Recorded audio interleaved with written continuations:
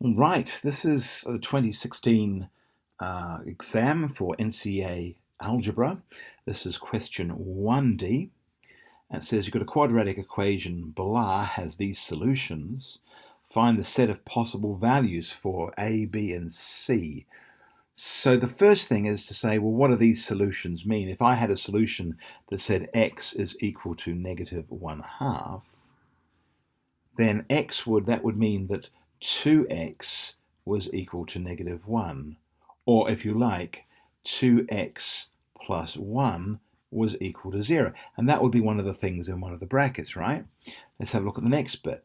We've got 2/3. If x was equal to 2/3, then that would mean that we've got a 3x was equal to a 2, which means that we've got a 3x minus 2 is equal to 0.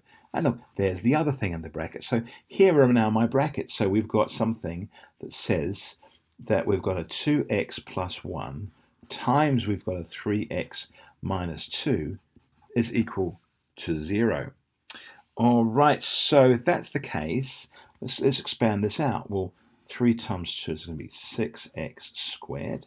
1 times negative 2 is negative 2. And we've got a 3x and we've got a negative 4x. Well, 3x and negative 4x is just going to have to be negative 1x or negative x. So there is my quadratic equation. Now we can see immediately what the values of a, b, and c are. The a value, here it is, the a value is a 6. The b value is going to have to be, well, the coefficient of that is going to be a negative 1. And the c value is going to be a negative 2. So they are my a, b, and c. There's my solution. Okay, so what else can we say? I think that's that's what we can do. And yeah, a nice straightforward solution. So I'm trying to think of other ways you could do that, but that would be the most obvious way, knowing what these mean. If you work backwards, you get this, because if you had this, you'd automatically conclude that x was negative 1/2, and you had this, you'd automatically conclude that x was equal to 2/3. So that's how I would do it. I would just simply work backwards.